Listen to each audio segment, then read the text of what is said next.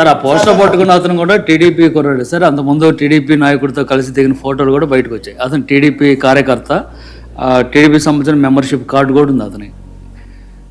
కానీ అతను మీ పార్టీ సంబంధించిన వ్యక్తిగా ఆ మనిషికి టీడీపీతో ఇంత ముందు గతంలో తిరిగిన ఫోటోలు కూడా ఉన్నాయా? మెంబర్షిప్ కూడా ఉంది సార్. మెంబర్షిప్ కూడా ఉంది సార్. ఆ టీడీపీ సభ్యుడు కూడా మెంబర్షిప్ కూడా ఉన్నాడా? అంటే దాంతో వీళ్ళే పెట్టించినారా? పెదకూరపాడు నియోజకవర్గం సార్. ఓ టీడీపీ సభ్యత్వం కూడా ఉందా మరి? మనది బాగా చూడండి అబ్బా. అయితే సభ్యత్వం కూడా ఉందంట. మళ్ళీ ఏదైతేనేం లే పాపం మనం అయినా కానీ ఏదో మారినాడు అనుకుందాంలే, సంతోషపడదాం. సార్ ఇందాక మీరు ఒక జీవో ఎక్స్ప్లెయిన్ చేశారు. టీడీపీ సింపథైజర్ కూడా చంద్రబాబు నాయుడు మీద కోపంతో మారినాడు అని చెప్పి సంతోషపడదాం.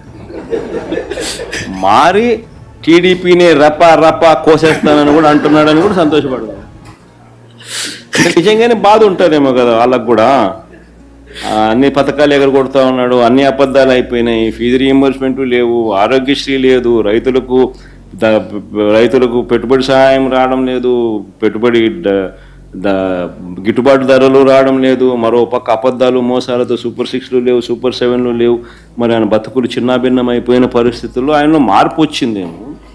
వచ్చి ఆయన కూడా టీడీపీ యాక్టివ్ మెంబర్ అయినా కూడా వైసీపీలోకి తాను చేరి టీడీపీ వాళ్ళ ఫోటోను, టీడీపీ వాళ్ళ మీద ఆయన ఆక్రోశం చూపిస్తూ ఏమన్నాడు, ఏ జాతరలో, గంగమ్మ జాతరలో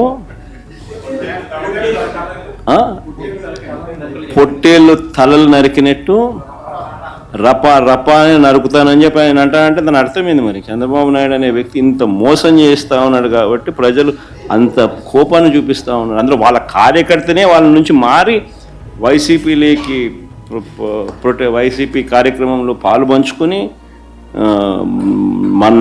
మన అభిమానస్తుడై నెక్స్ట్ టీడీపీ ప్రభుత్వంలో టీడీపీ వాళ్ళను రపా ఏం జాతరలోది, గంగమ్మ జాతరలో ఏం పొట్టేలు తల నరికినట్ట రపా నరుకుతాను. మంచిది కదా సార్. ఇప్పుడు ఒక నిమిషం సార్, ఇక్కడ వైసీపీ పార్టీకి నాయకుడిగా ఉండి కూడా జగన్మోహన్ రెడ్డి గారు ఇంత వయలెంట్ వ్యాఖ్యలు చేస్తున్నారు అంటే నిజంగానే చాలా ఆశ్చర్యంగా ఉంది. ఇది చాలా దురదృష్టకరం.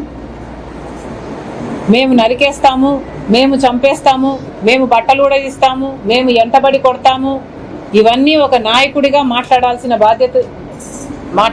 మాటలు కావు. కాంగ్రెస్ పార్టీ దీన్ని ఖండిస్తుంది. మోడీ గారి దత్తపుత్రుడిగా వ్యవహరించాడు. 5 సంవత్సరాలు ప్రతి బిల్లుకు మద్దతు ఇచ్చారు.